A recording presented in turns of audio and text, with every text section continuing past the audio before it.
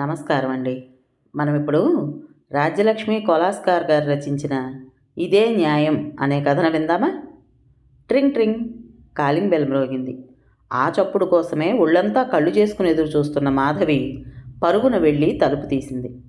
ఏమిటోయ్, ముఖారవిందం అంత కళకళలాడుతోంది, ఏమిటి విశేషం? తలుపులు వేసి భార్యను దగ్గరకు తీసుకున్నాడు కిషోర్. విశేషమే, ముందు మీరు బట్టలు మార్చుకుని, టిఫిన్ తినేటప్పుడు చెప్తాను ఊరించింది మాధవి. సస్పెన్స్ కూడానా? త్వరగా చెప్పబోయ్. బెడ్రూమ్లోకి వెళ్ళి ఇన్లాండ్ లెటర్ తీసుకొచ్చింది. మా అమ్మ ఉత్తరం మధ్యాహ్నమే వచ్చింది, చదవండి. ఏం రాసిందో నువ్వు చెప్పరాదు? ఉత్తరం చదవడానికి కూడా బద్ధకమేనా? చదవండి. తప్పదన్నట్లు ఉత్తరం విప్పాడు కిషోర్. చిరంజీవి సౌభాగ్యవతి మధుని అమ్మ దీవించి వ్రాయినది. మేమంతా క్షేమం. నువ్వు పాప అల్లుడు గారు కులాసాగా ఉన్నారని తలుస్తాను.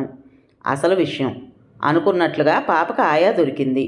మన పాలేరు వెంకన్న రెండో పెళ్లి చేసుకున్న విషయం నీకు తెలుసు కదా.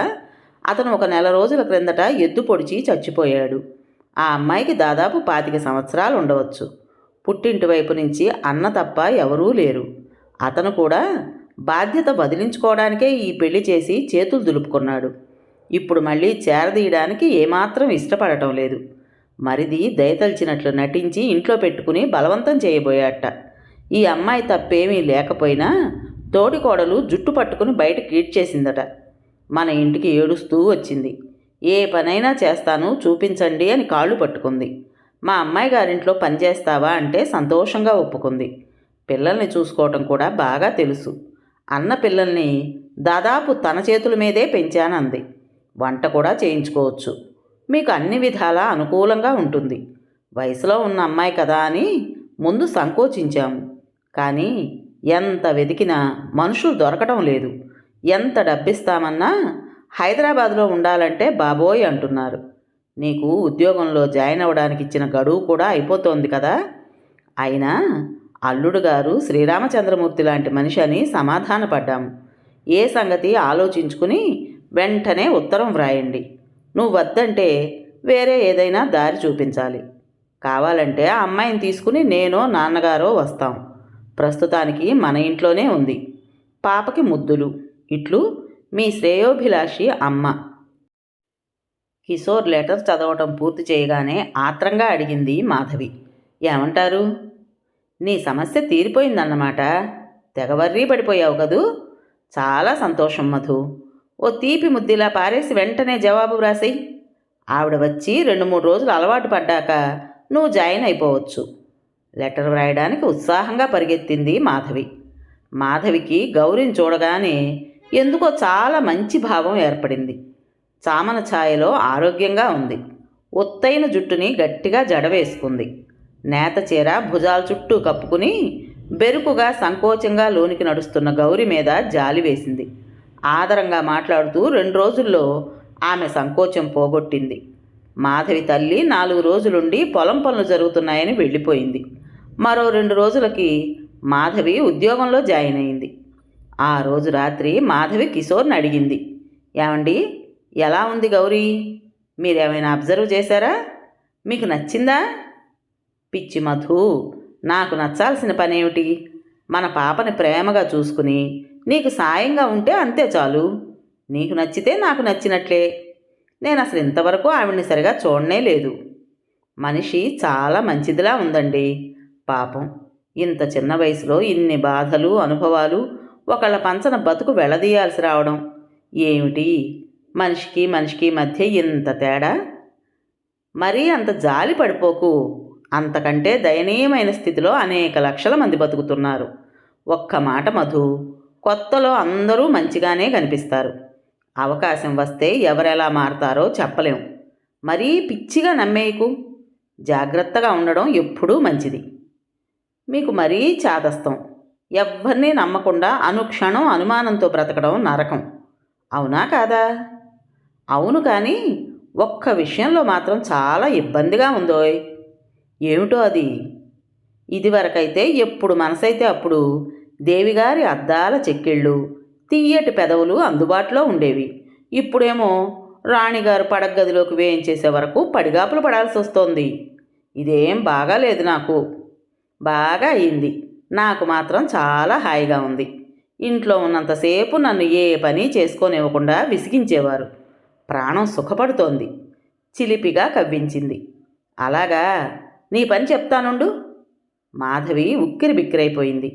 అలసిన శరీరంతో ఆనందం నిండిన మనసుతో కిషోర్ చేతుల్లో అందమైన కలల్లోకి జారుకుంది మాధవి.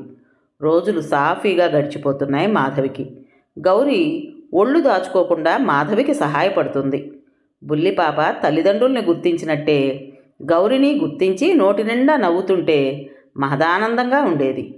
సాయంత్రం ఆఫీస్ నుంచి వచ్చేసరికి గౌరీ టీ చేసి ఉంచుతుంది. భార్యాభర్తలిద్దరూ కబుర్లు చెప్పుకుంటూ పాపతో ఆడుకుంటూ టీ తీసుకుంటుంటే గౌరీ వంట చేస్తుంది. రాత్రి భోంచేశాక గౌరితో కాసేపు కబుర్లు చెప్తుంది మాధవి.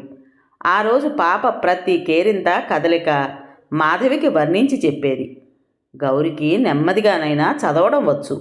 పాప నిద్రపోతున్నప్పుడు కాలక్షేపంగా ఉంటుందని మాధవి గౌరీ కోసం చందమామ, బాలమిత్ర లాంటి పిల్లల కథల పుస్తకాలు తెచ్చిచ్చేది. ఒక నెల రోజులు అయ్యేసరికి గౌరీ ఇంట్లో వ్యక్తిలాగా కలిసిపోయింది. మాధవికి గౌరీ అన్ని విధాలా నచ్చింది, ఒక్క విషయంలో తప్ప. గౌరికి తిండి పిచ్చి కాస్త ఎక్కువ. మాధవి కాస్త పాతపడగానే నెమ్మదిగా తినే వస్తువులు కొంచెం కొంచెం సంగ్రహించడం ప్రారంభించింది. ఇది మాధవి దృష్టిలోకి రావడానికి చాలా కాలం పట్టింది. ఒకరోజు కిషోరు స్వీట్స్ తీసుకొచ్చాడు. అందరూ తినగా మిగిలిన ఫ్రిడ్జ్లో పెట్టింది మాధవి. మర్నాడు తీసి చూసేసరికి సగం కూడా లేవు. మాధవి వెంటనే గౌరీని పిలిచి అడిగింది, గౌరీ, స్వీట్స్ తీసుకున్నావా? నేనా? ఆహా, లేదమ్మా. ఇందాక పక్కింట్లో పిల్లలు పాపతో ఆడుకోవడానికి వస్తే పెట్టాను. గౌరీ అబద్ధం ఆడినా ఆమె గొంతులో తడబాటు మాధవికి నిజం చెప్పింది. అయినా ఎలా నిలదీయాలో తోచక ఊరుకుంది. మరో 2 రోజుల తర్వాత మాధవి మంచినీళ్ళు తీసుకుందామని ఫ్రిడ్జ్ తెరిచింది. వెంటనే ఆమె దృష్టి పాలగిన్నె మీదికి పోయింది. పాలు చాలా తక్కువ ఉన్నాయి. కూరలు కోస్తున్న గౌరీ దగ్గరికి వెళ్ళింది. గౌరీ, పాలు ఎందుకు అంత తక్కువగా ఉన్నాయి? ప్రొద్దున్న మామూలుగానే వచ్చాయి కదా. గౌరీ ఉలిక్కి పడింది. బెండకాయ బదులు వేలు తెగింది.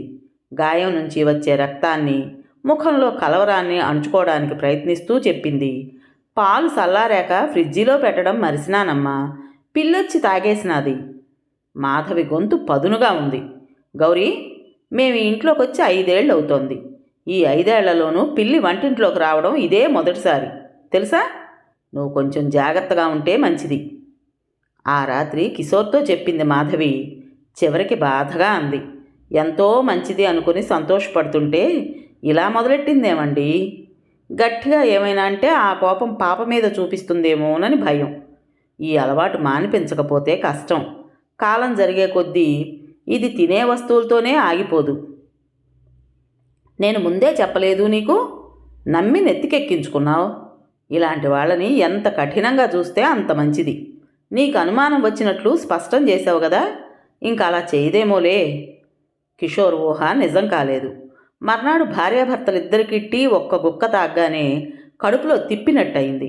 మాధవి కోపంగా అంది, నిన్న నేను అన్న మాటలకి పౌరుషం వచ్చి ఇలా తగలేసింది కాబోలు.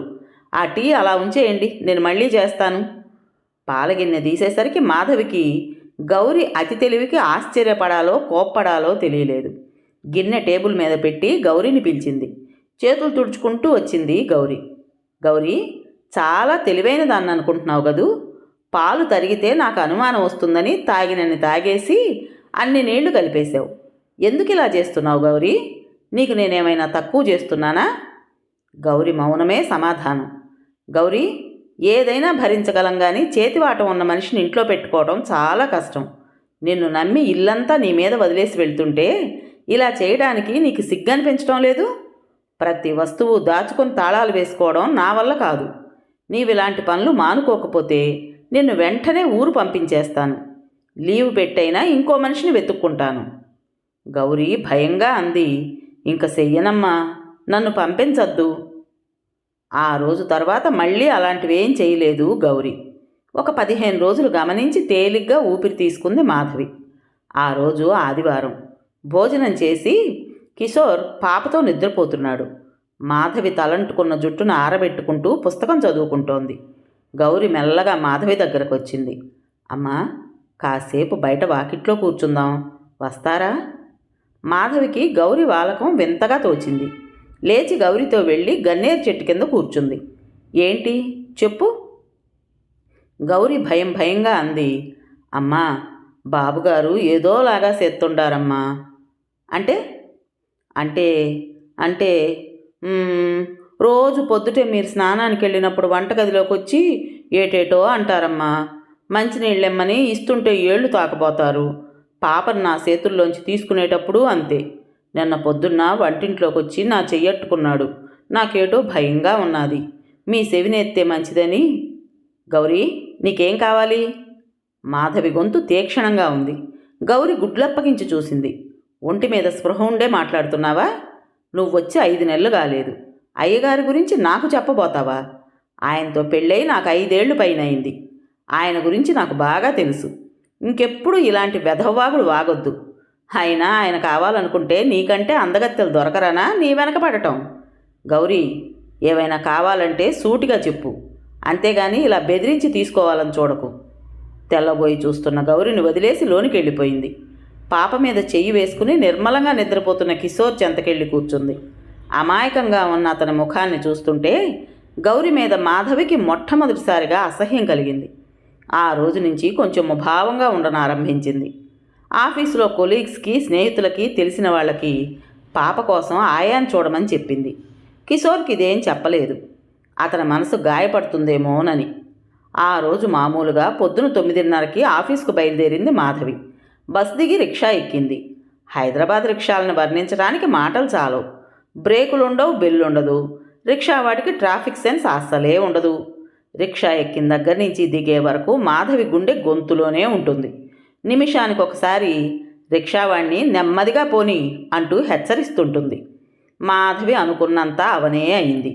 వెనక నుంచి వినపడుతున్న హారను ఏమాత్రం పట్టించుకోకుండా జోరుగా వెళ్తున్న రిక్షా కుడి చక్రాన్ని గుద్దుకుంటూ కీచుమని శబ్దంతో కారు ఆగింది. ఆ విసురుకి రిక్షాలోంచి కింద పడింది మాధవి. వెంటనే జనం మోగసాగారు. కారు నడుపుతున్న ఆయన రిక్షావాణ్ణి కేకలేసి గబగబా మాధవి దగ్గరకు వచ్చాడు. అప్పటికే మాధవి లేచి కూర్చుని బ్యాగ్లోంచి పడిన వస్తువుల్ని తీయబోతోంది. అదృష్టవశాత్తు పెద్ద దెబ్బలేమీ తగల్లేదు. చేతులు కొద్దిగా కొట్టుకుపోయాయి. నుదుటి మీద చిన్న గాయమైంది. మాధవి వద్దంటున్నా వినకుండా కారు ఆసామి ఆమెను దగ్గరలో నర్సింగ్ హోమ్కి తీసుకెళ్ళి గాయంకి డ్రెస్ చేయించాడు. ఆయనకి థ్యాంక్స్ చెప్పుకుని ఆటోలో ఇంటికి చేరుకుంది మాధవి. మెల్లగా మెట్లెక్కి తలుపు తట్టబోయిన మాధవి చెయ్యి గబుక్కున ఆగిపోయింది. లోనుంచి కిషోర్ గొంతు. ఎన్నో ఆదివారాల క్రిందట గౌరి గన్నేరు చెట్టు కింద చెప్పిన మాటలు గుర్తొచ్చాయి. మనసు కీడు శంకిస్తుంటే నిశ్శబ్దంగా చెవి తలుపు కానించి వినసాగింది. గొప్ప చిక్కే తెచ్చిపెట్టావు నా ప్రాణానికి. ఇప్పుడేం చెయ్యాలి? కిషోర్ గొంతులో విసుగు. 2 రూపాయల భాగ్యానికి నన్ను భయపిచ్చి పైబడ్డప్పుడు ఇలాంటి సిక్కులొత్తాయని తెల్లేదా బాబూ? అనవసరంగా వాగకు. కాస్త చనువిస్తే నెత్తికెక్కుతారు వెధవజాతి. కిషోర్ గొంతులో కోపం. అవును బాబు, ఎదవజాతే. పక్కలోకి వచ్చేటప్పుడు మాత్రం జాతులు, నీతులు, హోదాలు ఏవీ జ్ఞాపకం రావు. నోరు మూసుకుని చెప్పేది వింటావా? ఎలాగోలాగా కడుపు తీయించుకోవాలి నువ్వు. ఏదో ఒకరోజు రాత్రి 9 గంటల ప్రాంతంలో కడుపు నొప్పనో ఇంకేదైనా చెప్పి ఏడవడం మొదలెట్టు. అంత రాత్రప్పుడు మధు నీతో రావడానికి వీలుండదు. నేనే తీసుకెళ్ళాలి.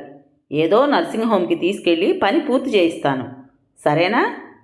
మాధవికి తల దిమ్మెక్కిపోయింది.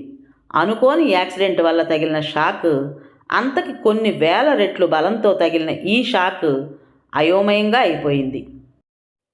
కళ్ళు చీకట్లు కమ్ముతుంటే తలుపు దగ్గరే కూలబడిపోయింది. 2 నిమిషాలకి తలుపులు తీసి బయటికి రాబోతున్న కిషోర్ కాళ్ళ దగ్గర ఒరిగిపోయింది. 10 నిమిషాలకి కళ్ళు తెరిచిన మాధవిని ఆతృతగా అడిగాడు కిషోర్. ఏమైంది మధు? ఆ దెబ్బలేమిటి? చేతిలో మాల్టోవా గ్లాస్తో మంచానికి మధు ప్రక్కగా నిల్చుని ఉంది గౌరి. ఏం లేదు, చిన్న యాక్సిడెంట్. ఇంటికి వచ్చేసరికి కళ్ళు తిరిగాయి. ఇప్పుడు బాగానే ఉంది. మీరేమిటి ఆఫీస్కి వెళ్ళలేదు? వెళ్ళాను, కానీ పర్సు ఇంటి దగ్గరే మర్చిపోయాను. తీసుకుందామని తిరిగి వచ్చేసరికి నువ్విలా. ముందు ఈ పాలు తాగు. గౌరీ చేతి నుంచి గ్లాస్ తీసుకుని మాధవిని పైకి లేపి నోటికి అందించాడు. మాధవికి అతని చేతితో అందించిన పాలు తాగాలనిపించలేదు. అయినా వాదించే ఓపిక లేక మెల్లగా తాగేసి కళ్ళు మూసుకుని పడుకుంది. విశ్రాంతి తీసుకోమని చెప్పి కిషోర్ వెళ్ళిపోయాడు. మాధవి మనసులోని సంక్షోభం వర్ణనాతీతం. ఎందుకిలా చేశాడు కిషోర్? తనలో ఏమైనా లోపముందా? ఈ 5 ఏళ్లలో ఎన్నడూ సీరియస్గా పోట్లాడి రాద్ధాంతం చేయలేదు తను. అతను ఏ విధంగా కోరితే ఆ విధంగా నడుచుకుంది. అమెరికన్ జార్జెట్ చీరలు కట్టవద్దంటే మానేసింది. కిషోర్ కోసం నాన్ వెజిటేరియన్ వండడమే కాదు, తినడం కూడా నేర్చుకుంది. ఎంత అలసిపోయి ఉన్నా కోరికతో అతను చెంత చేరితే ఏనాడూ కాదనలేదు. వీలైనప్పుడల్లా కిషోర్ కోసం లైబ్రరీ వర్క్ చేసి పెట్టింది. రెఫరెన్స్ కార్డులు రాసింది. ఇంకా ఏం చేస్తే వీళ్ళు బయటికి ఎగబడకుండా ఉంటారు? అసలు ఈ మగవాళ్ళ నైజమే ఇంతేమో. అవును మరి, నిగ్రహంగా నిష్కళంకంగా ప్రవర్తించాల్సిన అవసరం వీళ్ళకేముంది? మగవాళ్ళు ఏం చేసినా చివరికి ఫలితం అనుభవించేది ఆడదేగా. ఆలోచనతో వేడెక్కిపోతున్న మాధవి కణతలపై గౌరీ చెయ్యి పడింది. కళ్ళు విప్పి గౌరి వంక చూసింది మాధవి. ఎట్టాగుందమ్మా? గౌరి కళ్ళల్లో రెపరెపలాడుతున్న ఆ బాధని ఇన్నాళ్ళు తనెలా గుర్తించలేకపోయింది? ఇలా కూర్చో గౌరీ. బెడ్కి ఆనుకుని నేలపై కూలబడింది గౌరీ.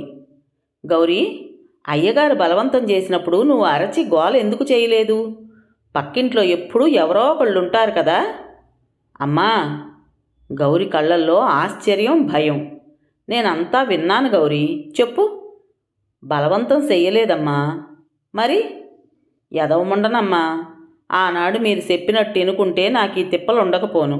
నోరు కట్టలేక దొరికినప్పుడల్లా పైసలు తీసుకుని ఆ షాపులోకి వెళ్ళి ఏదైనా కొనుక్కుని తినేదాన్ని. ఓ పారి అది అయ్య కళ్ళబడింది. నేను ఒప్పుకోపోతే మీతో చెప్తానని బెదిరించినాడమ్మా. మీరు బయటికి వెళ్ళగొడితే ఊళ్ళోకి వెళ్తే అందరూ మొహాన ఓత్తారు, ఇంకేటి గతుండదని ఒప్పేసుకున్నానమ్మా. ఒక్క మాట, అయ్య కడుపు తీయించుకోమంటుండు. మా ఊళ్ళో ఇలాగే 2-3 కడుపు తీసుకోబోయి ఘోరంగా చచ్చిపోనారు. నాకది జ్ఞాపకం వచ్చి భయమవుతున్నదమ్మా. ఎంత గతిలేని వాళ్ళకైనా పానం మీద తీపి పోదేటో. మాధవి ఆలోచిస్తూ ఉండిపోయింది. నిద్రపోతున్న పాప లేచి ఆడవడం మొదలెట్టింది. పాపనెత్తుకోవడానికి గౌరీ లేచింది. గౌరీ, నువ్వేం భయపడకు. అయ్యగారితో మాత్రం ఏం చెప్పకు. ముగ్గురికి రోజులు అతి మెల్లగా గడుస్తున్నాయి. గౌరీ తను చెప్పిన ప్లాన్ అమలుపరచకుండా ఎందుకు మౌనంగా ఉండిపోయింది అర్థంగాక కిషోర్ టెన్షన్ రోజు రోజుకి పెరిగిపోతోంది. వీళ్ళిద్దరి మధ్య ఏం గొడవలు వస్తాయో, తనని ఏం చేయదలుచుకున్నారో అర్థంగాక గౌరీ కొట్టుకుంటోంది. శుతిమెత్తని మాధవి మనసుకి కిషోర్ చేసిన పని సుత్తి దెబ్బలా తగిలింది. ఆ బాధని భరించి న్యాయమైన నిర్ణయం తీసుకునే శక్తి కోసం పెనుగులాడుతోంది మాధవి. సాయంత్రం 5 గంటలవుతోంది. మాధవి ఇంటి ముందు పూల మొక్కల మధ్య కూర్చుని పరధ్యానంగా సూర్యాస్తమయాన్ని తిలకిస్తోంది. పాప ఆనందంగా మట్టిలో ఆడుకుంటోంది. కిషోర్ రాకని గమనించనే లేదు మాధవి, అతను పలకరించే వరకు. అప్పుడే వచ్చేసావేం మధు?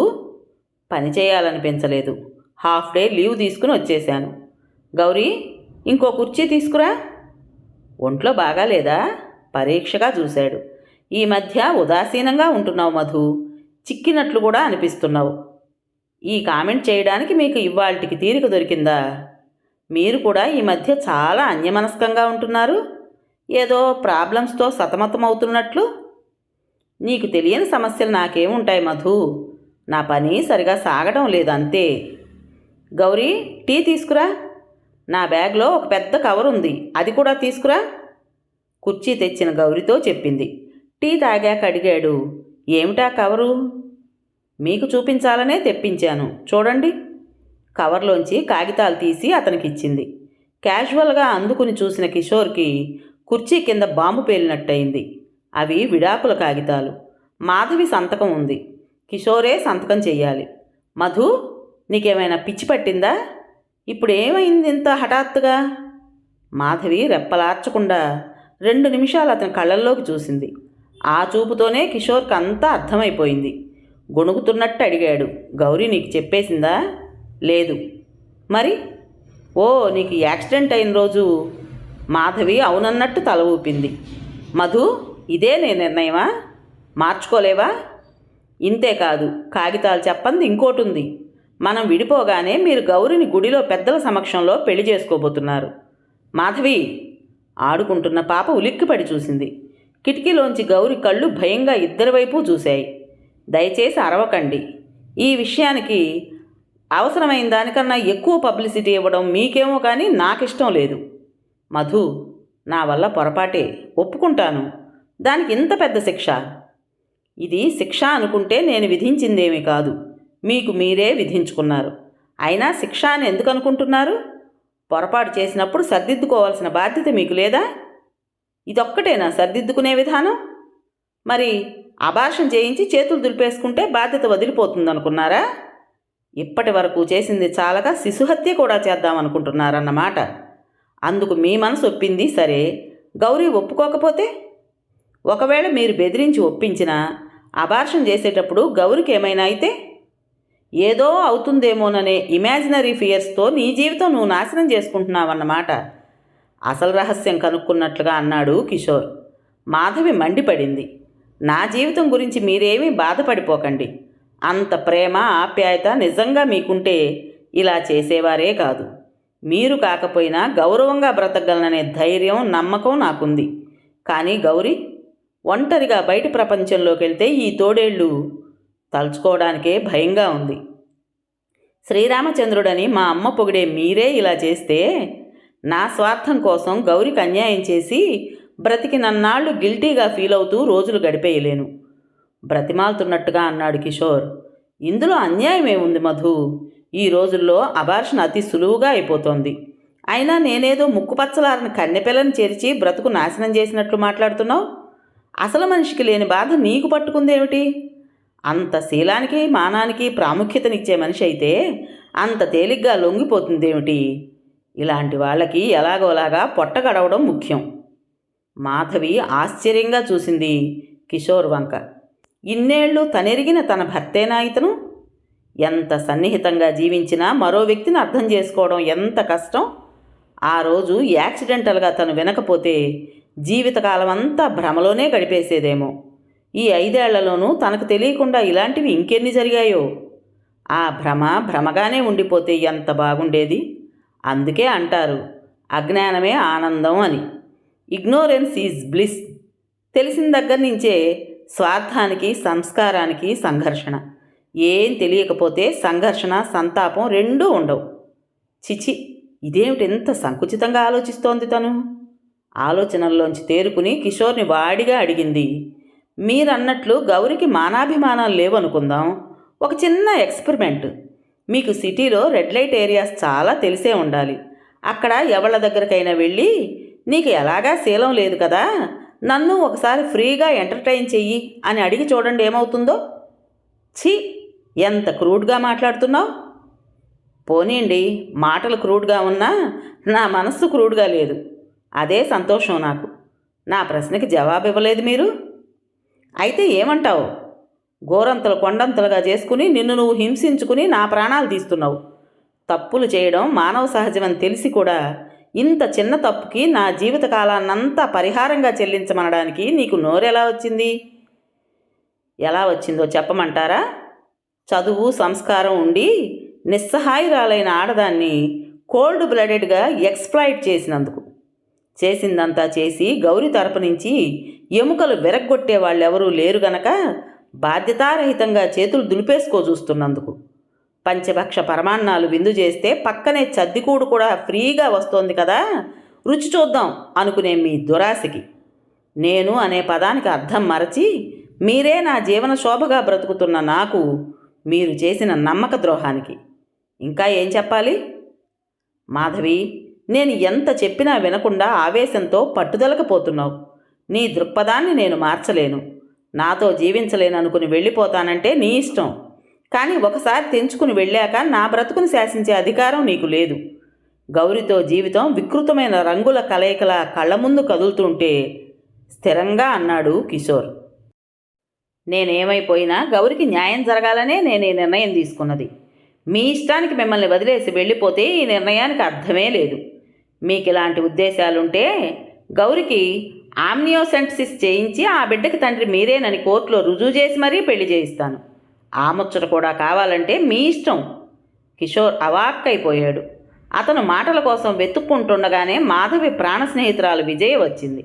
నవ్వు ముఖానికి పులుముకొని విజయను ఆహ్వానించింది మాధవి. హలో విజయ, రా. ఏమిటి కబుర్లు? ఇల్లు చూడమన్నావు కదా, బాలానందం అని బేబీ కేర్ సెంటర్ ఉంది, తెలుసా నీకు? అక్కడికి దగ్గరలో ఒక చిన్న ఇల్లు ఉంది మధు. వంటగది, బెడ్రూము, చిన్న వరండా. అద్దె 250 రూపాయలు. నీ ఆఫీసు కొంచెం దూరం అనుకో, కానీ పాపని పొద్దున్న వదిలేయడానికి, సాయంత్రం తీసుకోవడానికి తేలిక. నువ్వు చూద్దామంటే చెప్పు, రేపో ఎల్లుండో వెళ్ళి చూద్దాం. ఇప్పుడే వెళ్ళి చూద్దాం పద. మాధవి లేచింది. కథ పేరు ఇదే న్యాయం. రచించిన వారు రాజ్యలక్ష్మి కొలాస్కార్ గారు. విన్నారు కదండి. మరి ఈ కథ మీకు నచ్చిందా? నచ్చినట్టయితే లైక్ చేసి మరో నలుగురికి షేర్ చేయండి. అలాగే ఈ కథ పైన మీ విలువైన అభిప్రాయాన్ని కామెంట్ బాక్స్లో తప్పకుండా తెలియజేస్తారు కదా. మరి ఇంత మంచి కథను మనకు అందించిన రైటర్ గారికి మనందరి తరపున మనస్ఫూర్తిగా ధన్యవాదాలు తెలుపుకుంటూ, ఇటువంటి మంచి మంచి కథల కోసం కొత్త వాళ్ళు మన ఛానల్ని తప్పకుండా సబ్స్క్రైబ్ చేసుకోండి. రేపు మరో మంచి కథతో మీ ముందుకు వస్తాను. అప్పటి వరకు ఉంటానండి.